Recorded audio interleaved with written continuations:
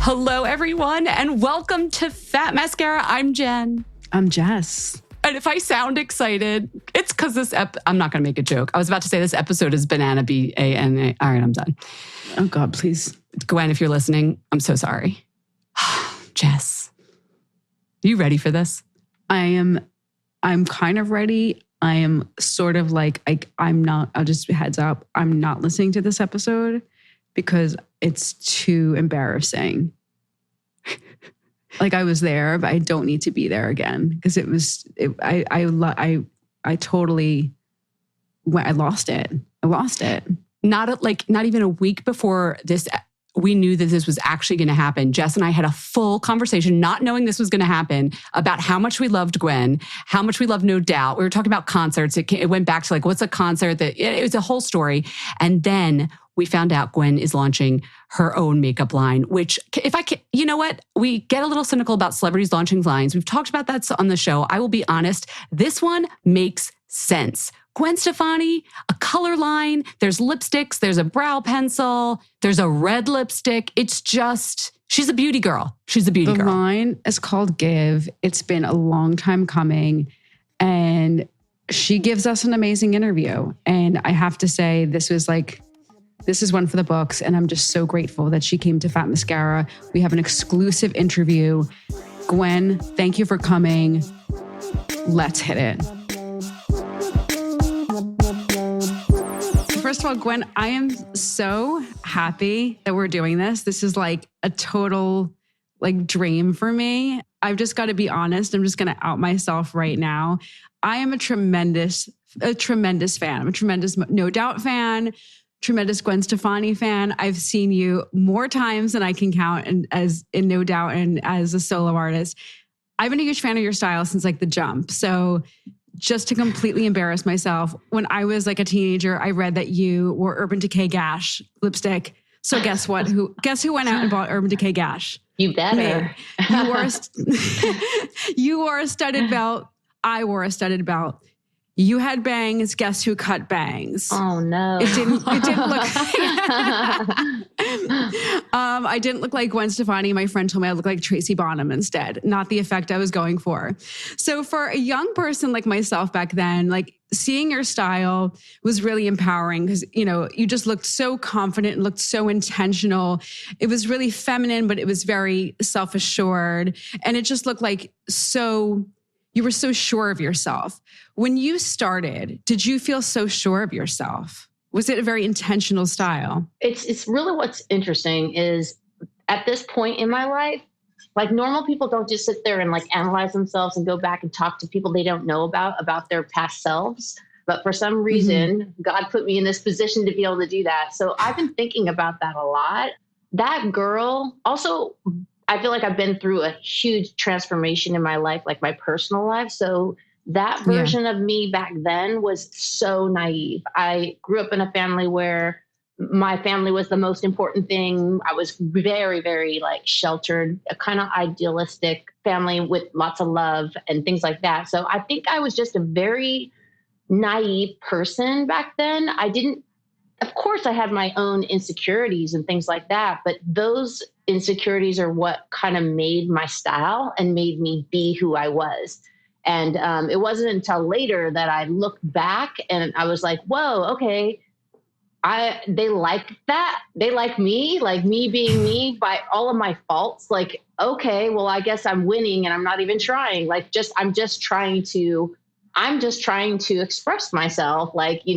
So I don't think I was definitely not like confident in that way, but I was also just sort of like floating and just going. And I didn't think a lot about things. I wasn't as smart, I think, as I am now because I've lived, and I've learned. But I think that definitely the one thing that was different was being able to get up on stage and have kind of an alter ego, like a different version of myself where I was like, they gave me their love and then I gave them back. I slapped them around and then they liked that. So then so it was like, that was something where I got to be a different version of myself. And yeah. And the thing is that's because we are here to talk about makeup. And I feel like that makeup was a huge part of that person. And whether it be on the stage or off the stage, that being able to be creative through makeup and showing that version of myself, whatever that might be that day,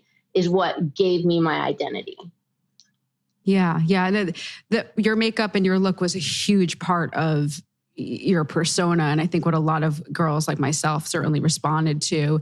Absolutely want to talk about your line. I just want to be clear about that. We're going to get to a lot of those questions. But I was like, it tied into what we were talking about so well. So okay. I just want to make sure that you feel comfortable knowing that we're going to be talking about your line. But I do have another question. About anything you want to talk about. I'm into it. Okay.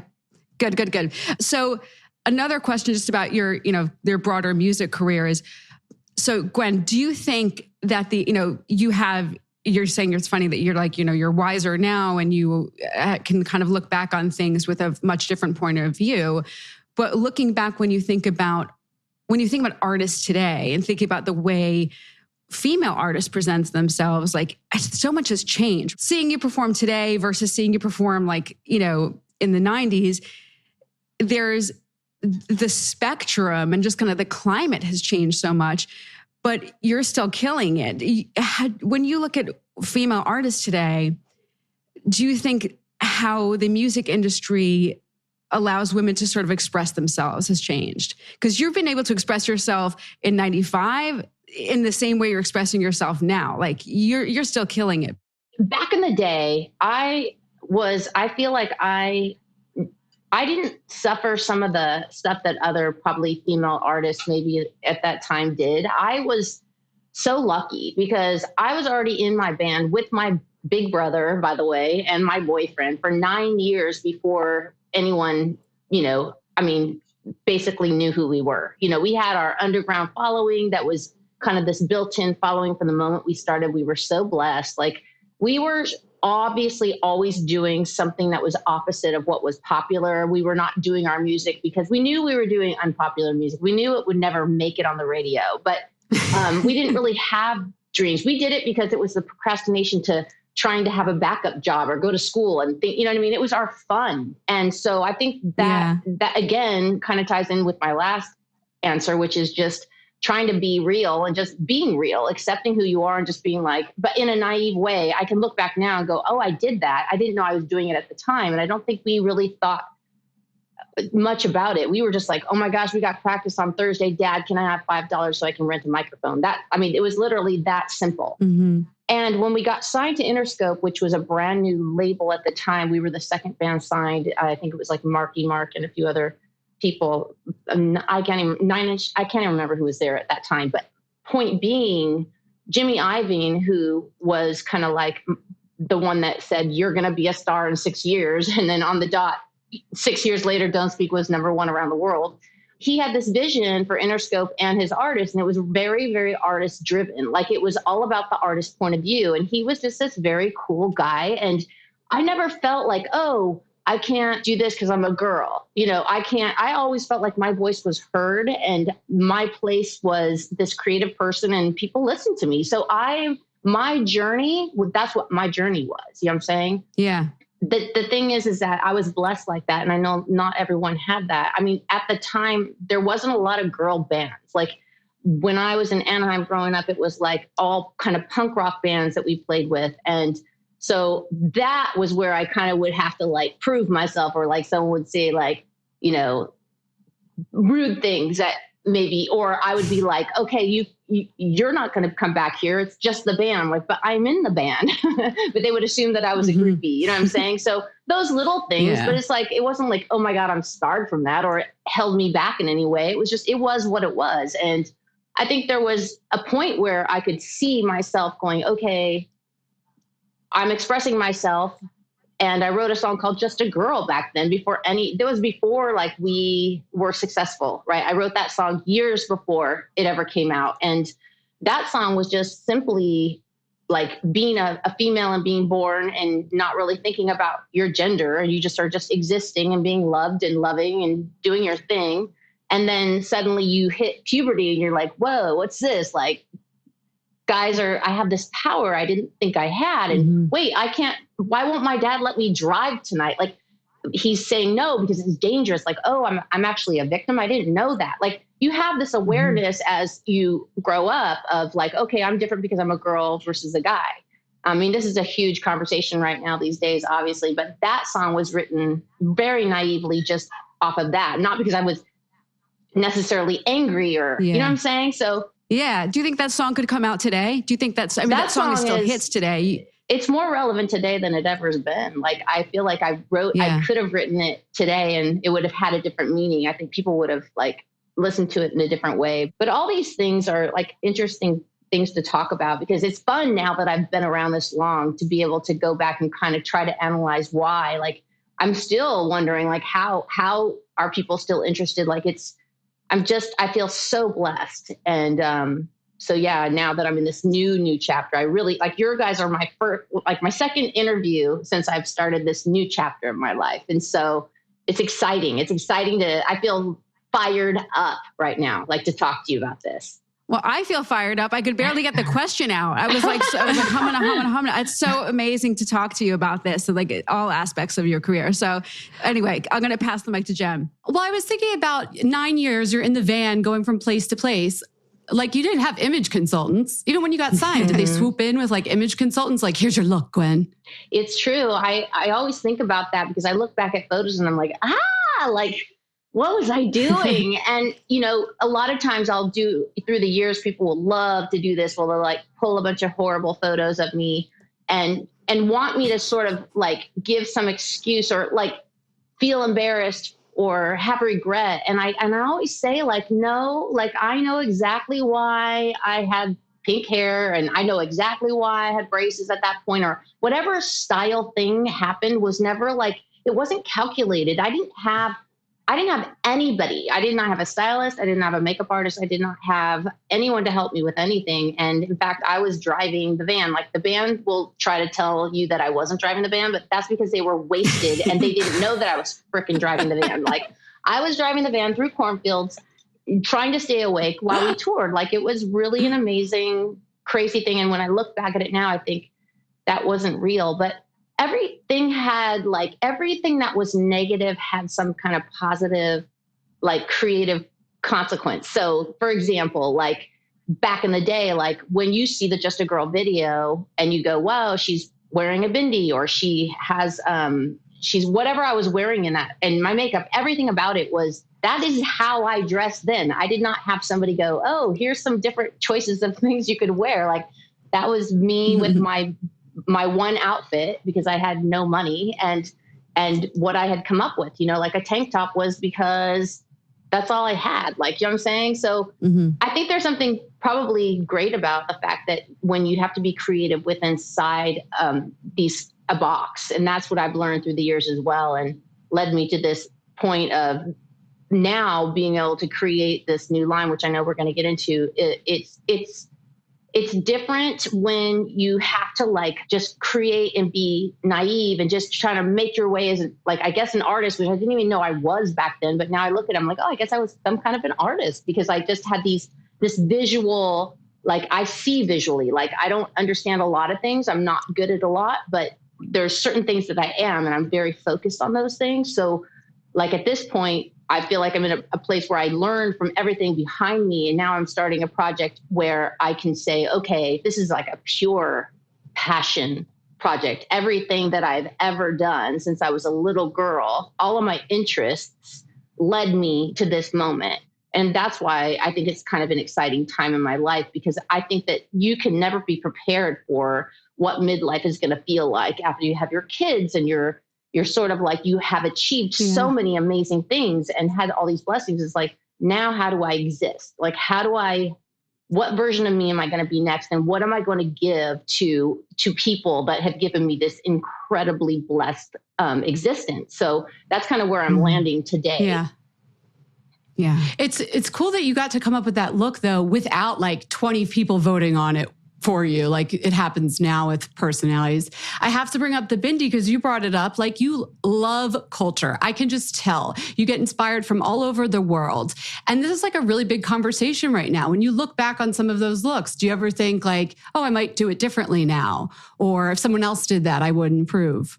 I don't like the rules that people are putting out there these days as much. I think we had so much more freedom back then to just be and be influenced in not, and it's just such a pure way. Like I said, when we were talking earlier about circumstances, everything culturally that I was like basically introduced to, starting with being born in Anaheim, California. Anaheim, California is a very interesting place that you don't realize when you live somewhere what it is until you get out of it and you look back on it. And yeah, how'd that influence you being from there? It really did influence me a lot. I grew up basically in a place where Disneyland is the center, the heartbeat of the city. And everybody that is living there is pretty much working in a hotel or a motel or in, Disneyland. And that's as big as it got, is like to work there. That was my dream, Mom, please, I know I can sing and inside the hotel. And no, you're not going to be able to do that. You can't stay out late at night, and they work on the holidays,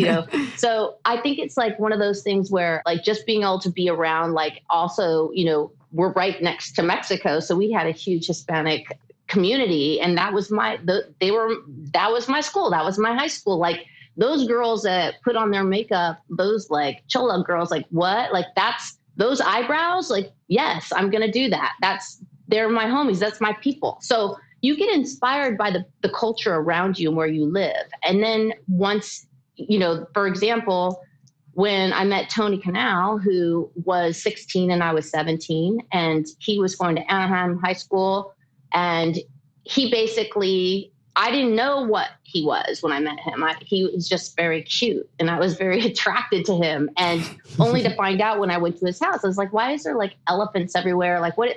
Oh, you're from India. Like, your family is from India. I'd never met somebody from India at that point in my life. I was only 17, you know what I mean? And so it was interesting to watch his mom dress up and come down the stairs, like ordained in like jewelry and glitter and things that like my mom, we went to the fabric store and it was like, you can't have even lace. Like, you get to have eyelet. Like, my mom was very conservative and very like, it wasn't like I was obsessed with sparkle and girly things. And I was very like, more is more. And my mom would be like, less is less. Like, she was from the 60s. So in the 60s, things were quite like simplified, Jackie O, all that stuff. So to watch this gorgeous human, Tony's mom, the way her culture, the way she celebrated her face with makeup and her red lipstick and the bindi. And she's the one that turned me on. That was the first time I was influenced by that. And she's the one that gave me the bindi. So yeah, it was just one of those things where I would just take from everything around me innocently, and it became who I was. And that's what we all do. That's how we learn. We learn from each other. I think people forget too that we didn't have social media and exposure on the internet to all of these other things. You saw what was in front of you, and clearly you made the most of that. You learned how to do your makeup too. Like, can we talk about that? Like, who taught you how to do makeup? I taught myself how to do makeup. I grew up basically like just always, it was born in me to love makeup. It wasn't something that my mom wasn't a huge like makeup wearer. She wore a little bit of makeup. My aunt, my dad's mom, she wore extreme makeup, but she died really when I was young. So I mainly just see pictures of her and go, whoa, like what was she doing with that makeup? But I guess when I was about, I don't know what age, about 5 or 6, I had a best friend called Amy Hunter, and her mom had a crap ton of makeup. We're talking about drawers of makeup. So for me, it was like, go tell your mom, like ask her if we can go play makeup. And so we would come home from school. How old were you about? Well, I met her when I was 5, and then we were friends for like probably, 10 years, like through elementary school. And that was just the ritual. And her mom had Mary Kay parties, which was like when people don't know probably that are younger, but there was these like home parties where like they would have like everyone come over, invite your friends, and then they'll tell you if you're an autumn or what color you should be wearing. And that was just always like so unbelievably like mesmerized by that or fascinated by that. So it's not like I can really remember when it started, but it's been forever. And then I was the one that always cut everybody's hair, put their makeup on, curl their hair, burnt their necks with a curling iron. Like that was me. Like that, everybody knew that that's what I did. And then basically I can't remember at what age I was, but I want to say I was probably 19 or 20. And I had gotten a job at the Broadway, which is a department store in Anaheim at the Anaheim Plaza. And I worked for basically Plaza Sportswear, which was like older women's pull-on polyester pants. And I used to help women try to put outfits together. And I really did enjoy that, but I really wanted to be one of those girls that were behind the counter. A beauty girl. I never thought that I could be, but I wanted to be. And I kind of thought I know how to do makeup, but they were like so flawless and intimidating and way at a different level than me. But anyways, the mall that I worked at, they let me transfer and without any like training, nothing. And I worked behind the counter for Ultima 2, which was right when the Nakeds came out. They were the first Nakeds before the Nakeds everyone knows now, but Ultima 2 had kind of revamped and they were this small little section in one corner. And then I worked for Borghese, which of course nobody knew of at that mall because it was super expensive and nobody bought it. So that was me. And I was basically next to the Clinique girls and they just put me literally opened the door and said, make a display. Like nobody taught me anything, but it was some of the greatest moments of my life because I just remember the feeling that people would get when I did their makeup. And mainly people just would come in and say, can you put makeup on me and then give me a sample and see how long they were probably going out that night. You know what I'm saying? Just free. Yeah. And so I used to love, I used to love giving people, I'm all about a makeover. Like I know what that makes people feel like, and I know what it feels like to give that. And I know, I'm the person that like, I go into a restaurant and if the hostess comes and she has some like done up eyebrows, like she's going to get a major compliment from me because I see in makeup, like I appreciate makeup and and if you are listening right now and you feel me and I know you know who you are, we are like-minded. We are makeup junkies. We are fans. We want to express ourselves through the power of makeup and give that feeling. So Absolutely. Whether you're giving it by the face that you put on that day or you're taking it by what someone did to give to you with what they did that morning. So I don't know. I live, breathe makeup. I have my whole life. And so after that, it was like all about, I basically was in No Doubt at that point. And from 17 till 26 was just nobody knew who we were besides the underground. And then when Just a Girl came out, when I was 26 years old, a lot of people don't realize I was already that old when that song came out. That's when it was like, okay, I did the video, did my own makeup as usual, and then went from that video shoot to a plane and then went on tour for 2.5 years and didn't come home. So crazy. It's crazy. I came home and I was like, I got $1 million. I think I had $1,000 when I left from working at the department store and then basically went around the world and came home and was like, still lived with my parents. Did you have a makeup artist at that point? No, I never had a makeup artist. I still don't necessarily have. I've worked with incredible makeup artists, but I was traumatized by the first No Doubt record. I had a makeup artist do my makeup and really was not happy with it. Still look at it and go, I could have been so much prettier in those pictures. Like he made me look not good. And if he's still out there, like, I'm sorry, we should have tried it again or something. But like, after that, I was always like, I can do it better than that. I know what I'm doing, and when I look back at the stuff, I didn't necessarily know what I'm doing, but I love makeup because it's never ending. I mean, our faces are a moving target. We're always changing and you can always learn something new. Like, I feel like even just in the last couple of months, I've learned things that I wish I would have known my whole life.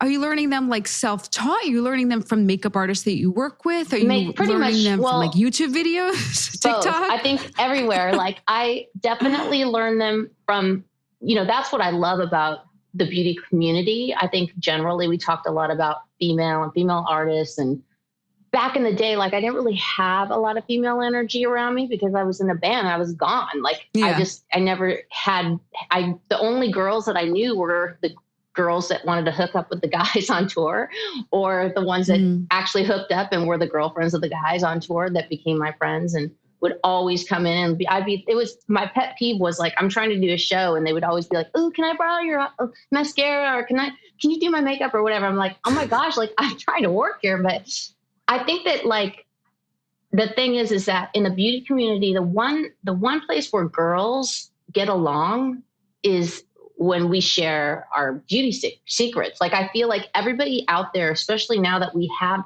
this ability to upload all of our secrets and share our art, right? And our creativity through makeup. People are like happy to share each other's work. You know what I mean? That's like, and I love that about it. I feel like it's all about like, ooh, you did this. Let me see if I can do it. And then I'm going to show you what I did that you did in my version, you know? And it's just this whole ping pong match between creativity and expressing yourself through color and art. And I just love it so much. And so I think it's just a place that I think that it's really a positive place, you know, which is there's not a lot of that these days. You're so right.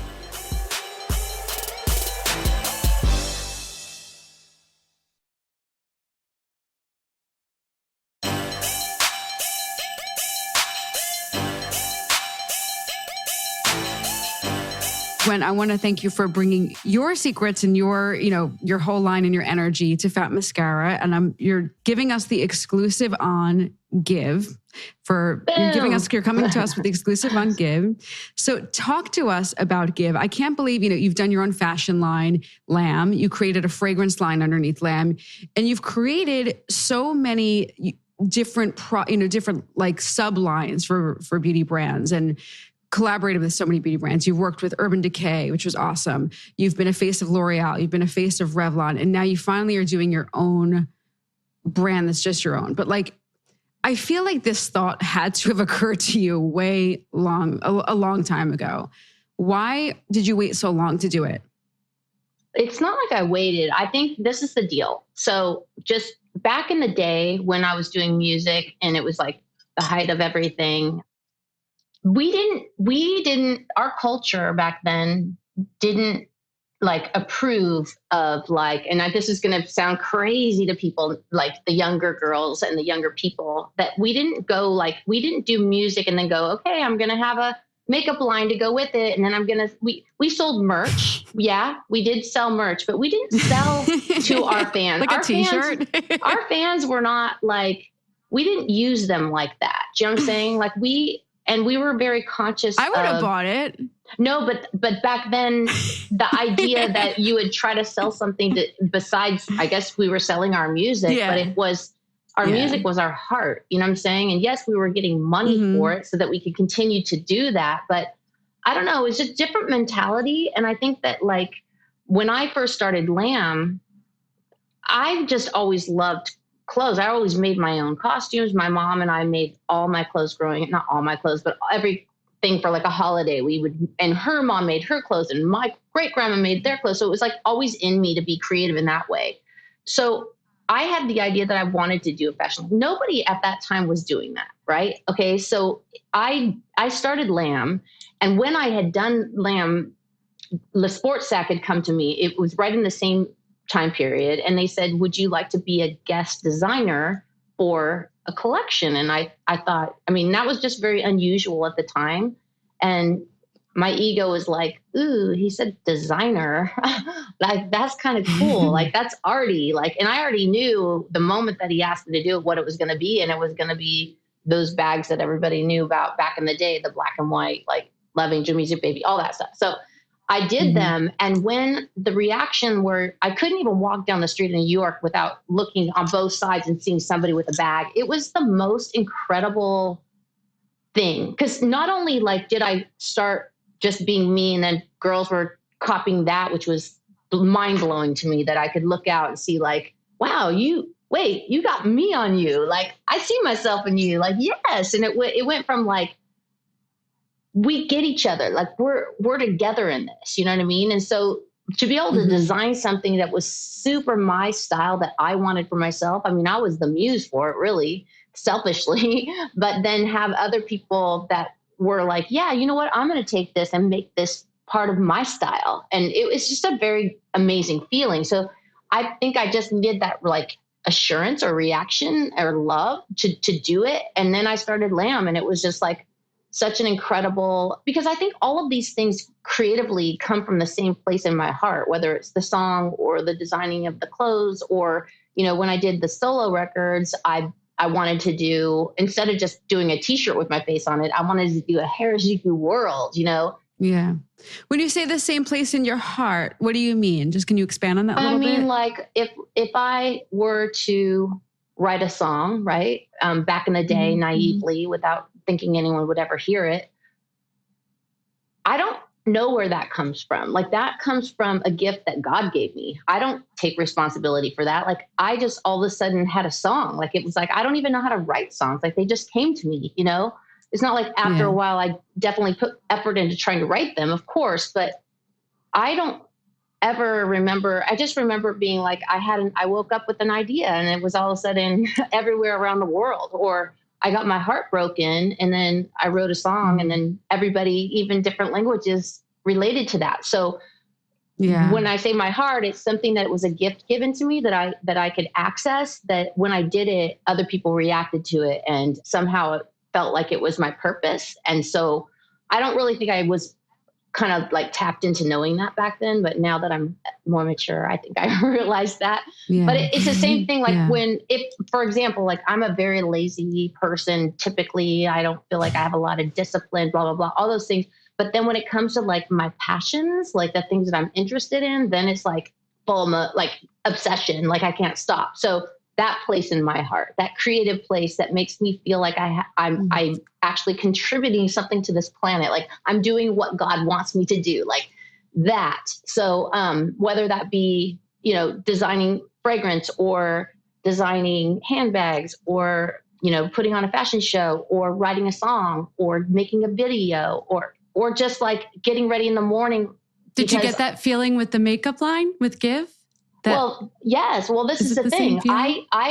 This is how Give happened. So I did all those things, and it's no secret that about 7 years ago, my life exploded, my personal life. My family was torn apart. It was the worst, horriblest, like the opposite of the kind of life that I thought I was going to have. And it was a really trying time for me. And, you know, through that, I had Harajuku, I had Lamb. But once I got through that period, it was kind of like okay, I'm in the middle of my life.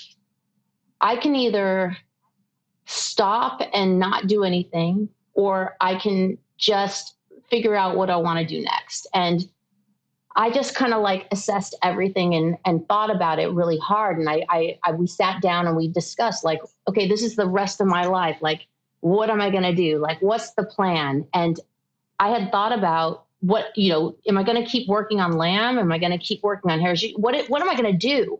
And I really said, I want to start something that's not connected to the rest, the other part of my life. Like I need to start fresh. You want to start fresh. I wanted to do something that was mine and in this more free, happy place that I had gotten to where I needed to be and start something that was going to be my legacy, that basically I could give back after all the blessings I'd been given, you know? And so when I went down all the categories, you know, that I'd done, and music is always going to be there, I guess, but I just was like, I want to do makeup. And the only reason was because I had done the Urban Decay thing. So I got to feel what that was like. I had done, like you said, L'Oreal, Revlon, and I don't know, again, like I keep telling you, these ideas aren't coming from me. Like I really feel like it's just something that I pray about it, you know, and it just. You think it's like divine? I do believe that, yes, because otherwise I'm just like a normal, regular person from Anaheim, like nobody, and that I've had this journey is insane. So I'm always trying to connect to figure out what my purpose is now and who I'm supposed to be. And if I was chosen to have that much of an impact, I mean, what? Like, of course I have to like figure out how I'm going to give back. So I think that this line was something I thought about years ago. Now I've been actually working on it for 3 years. So you're my second. Wait, the name is starting to make sense to me. I was going to ask you how you came up with this name, but now I feel like I have a better sense. But what was the thinking behind that? Well, I mean, I went through a million different names, of course, it's very, very hard, to put a name to something that's going to be a permanent thing, hopefully going to be here when I'm dead. But I had GX because GX was the way I always signed my name my whole life since high school, with G and then X is supposed to be like a kiss, like you would do. And then we just, when you're going through names, it's like, it just came across like, it looks almost like Gwen if you look at it with the X, because the W, blah, blah, blah. I'm dyslexic, so I see words differently. But I don't know, it felt like with makeup, it's a lot about giving, You are, like I said earlier, you're putting it on for yourself, but ultimately you don't walk out the door and stare at yourself all day long. You're giving that, what you did, that art you put on your face, that version of you who you wanted to be that day, for the people around you that you're going to, interact with. And so there's a lot of giving involved. I think also for me, I felt like it was like, okay, I am my middle of my life, like the middle of my life. And I have never, ever, like anyone that wants to like question me about why I'm doing give, I'll fight them because there's not one person that I'm like, it's so authentic to who I am, the makeup. I have went through years of people criticizing me for wearing too much makeup, or why is she's wearing a mask? What she's trying to cover up? Is she even a girl? Like all the things that I heard that people have said about me because of my makeup, but yet has had such an impact on everybody tearing their eyebrows out in the 90s. Like, right. Like, I mean, I've had an influence and I know that. And I love that. And I want to now, I'm ready to be like, that feeling I told you I had back in, Anaheim, being a makeup artist, when you're able to give that gift to someone of that feeling. Mm-hmm. Makeup is the makeup. Makeup's like, okay, here's the makeup. It's just makeup, but it's not about just the makeup. It's about the feeling that you get when you feel good and you feel ready, and you feel like when you see somebody else and they walk in and you're like, oh my God, you look so pretty. Like, not because they're physically pretty. We say this pretty all the time. But it's not just physically pretty. It's for pretty. them as much as it is for you. It is. Yeah. And so I think that give is like a perfect way to describe that, because it's, it's also the community that I think that I'm not speaking obviously to everyone, because not everyone's going to understand this or care. You know what I'm saying? But the people that do are going to be like, yeah, homie, I get you. Yes. Like we're like-minded because we have, we like it. We don't know why. Just, I don't know why I like pizza. I do. So there you go. You know what I'm saying? I have to ask you about the red lips, because I'm like a red lip girl. And I was like, who better to get a red lip from than Gwen? Like, seriously. But what's the difference between original recipe and old school me? I'm really trying to like suss out the difference of these reds. Well, the thing is that with red, like that's like the most asked question of my entire existence. What color red do you wear?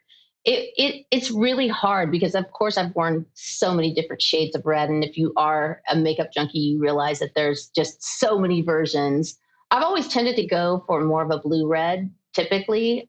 But then again, like through working with incredibly talented makeup artists through the years, like I've been able to like try different things that I didn't think I could wear or I would like. And it's just never ending. You know what I mean? It's never ending what it could be. So when I did the original, it's just different formulas. So there's different formulas for the different kinds of lipsticks, of course. And then there's going to be all the different shades. And the shades is just the shades, because the shades are going to be forever. Like I'm always going to be coming with another red. You know what I'm saying? The one I'm wearing right now is basically my go-to kind of like, I think it works for everything. It's flattering. It's like, doesn't matter what lighting, it doesn't matter what time of the day, what event, I feel like this is the color that is, going to work. I mean, at the end of the day, I think that. Wait, which one is it? This is the original. I can't even read it right now. I'm like, what that? Original recipe. Okay. That's a matte lipstick. So what I'm saying is that like I have Anaheim Shine, which is my, more of a shiny formula, right? And that comes in different shades. And then I have Original Recipe, which is a matte lipstick. That's the color. And so it's like, I like the matte generally in my entire career because of my career. Like I'm on stage. Yeah. I got the kids all over me. Like a matte lipstick is obviously a lot safer. You know, I think most people that are just regular people in life don't like to wear a matte because it's a lot less comfortable. But I feel like this formula solved that problem because it doesn't feel dry. You could still move it once it's on, and it's just, it stays in place enough, but it also is still comfortable. And then of course the long wear stuff that we have as well. So it's like 3 different formulas that we've done. But I mean, oh my gosh, love the name. I'm still here. Yeah, that was really fun too, because I think doing this now at this point in my life, there's already such a roadmap to get here. I've done so many things that are tying into this line, and I just want to make it feel like a world of familiar. I want people to, I know people are, I don't feel cocky, but I feel confident that people will trust me on this. I mean, I'm a makeup junkie and I'm intimidated. Like I go online to try to buy something and I just don't even know where to go, where to look, what to turn, what to buy. You're buying product online, Gwen? You're like online shopping with your credit card? I don't believe it. Well, have you seen me at the mall lately? I don't think you have. It's not like I had no. I just feel like brands would be sending you stuff. No, I don't see you at the Anaheim Mall like with your shopping bag. I love shopping online, and I love buying makeup online. But I'm blessed. Like I can afford to buy makeup online and be like, okay, I didn't like that, give it to my sister or whatever. But I think that most people they don't even know where to begin. Like I want to buy an eyebrow pencil. Which one? There's so many. But what I'm hoping is that anyone that knows me knows that I've never done stuff unless I did it for my passion, for my truth. You know what I'm saying? So every single thing that I've worked on this line is stuff that I'm doing for myself that is my quality. Like you're going to be guaranteed that it's going to be at the standard. It's going to be clean. It's going to be sustainable, all the stuff that of course is going to be all those things. But I think it's going to be a high performance makeup for makeup artists, for people that love makeup. And so I think that I want people to feel safe that they can trust me on this one, because this is my whole life. Like this is what I've done my whole life.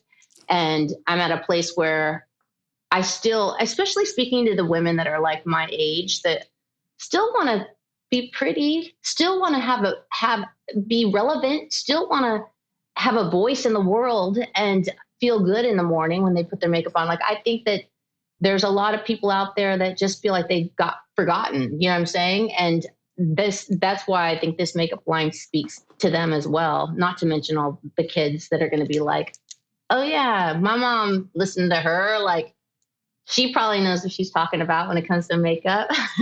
So I think people are going to be able to trust. Ageless. Well, thank you. But there's a lot that goes into that, and that is makeup. Makeup is very, very powerful. There's magic in the makeup. Well, as the song goes. Okay, we can't let you go without doing... I was testing you. I was seeing this if you're a real fan or not. Oh, she knows it. Gwen, come on. Would I lie to you? Okay, on the air especially, come on. Okay, we're going to do the quick Fat Mascara 5. It's quick word association, all right? Just whatever comes to your head. First makeup memory. You already told us about Amy Hunter. Oh, Amy Hunter. Hey, Amy, what's up? I did her makeup for her wedding, by the way. Oh, wow. Yeah. That's a claim to fame. Besides Amy Hunter, what is your first makeup memory? The first one that comes to my mind was my grandma gave me one of those tubes that has like 5 different lipsticks in it. And the first time I ever put red lipstick on, sitting in my Honda Prelude in the driveway and looking in the rearview mirror and putting on red lipstick going, yeah, that's me for the rest of my life. Why have I not done this yet? Biggest risk you ever took with your look? I think probably ex-girlfriend, working with a makeup artist that was recommended to me through the video director that did that, and just going so bold, like crazy bold. Did you like it, or is it just like it was a risk? It was a risk. Like, I'm the kind of person that when I look back at those kinds of things, I'm never going to say I regret anything, because I know why I did it. And you did it. It happened. It's done. Like, and no, I learned a lot. Favorite fragrance? Besides your own? I like Balenciaga. What's it called? I think it's called Paris. I like that fragrance a lot. Cool. Workout song. That's a good question. You know what? I like to listen to Post Malone a lot when I work out. Or I listen to Rick Warren, who's like a church guy that I love to listen to. I like to exercise to do spiritual exercise at the same time that I'm doing physical exercise. You should try it. It's actually very powerful. Okay. And then that's a nice lead into our last one. What is the mantra you live by? The mantra, I don't know if it's a mantra, but or just like you're a spiritual person. So uplift us, leave us with something that's going to get us through a rough time, or maybe something that got you through a rough time. I think, I guess what I would say is really try to find what your gift is. And if you open your eyes and you ask, you will find it. And then when you use it, that will be very fulfilling. So that's kind of what I try to do every day. Find your gift. Find your gift. Good. Did you ever ask someone what your gift was, or did you know what your gift was right away? Like, you've sold a lot of albums. You know what your gift was. I didn't know. I didn't realize that it was a gift until like later when people liked it. Yeah. Well, you're very gifted. Thank you so much for coming on our show. This was amazing, Gwen. Thanks for having me, and thanks Congrats for on the line. listening to my music all these years and looking at my makeup on my face all these years. This was awesome. Thank you. Thanks, guys. Have fun.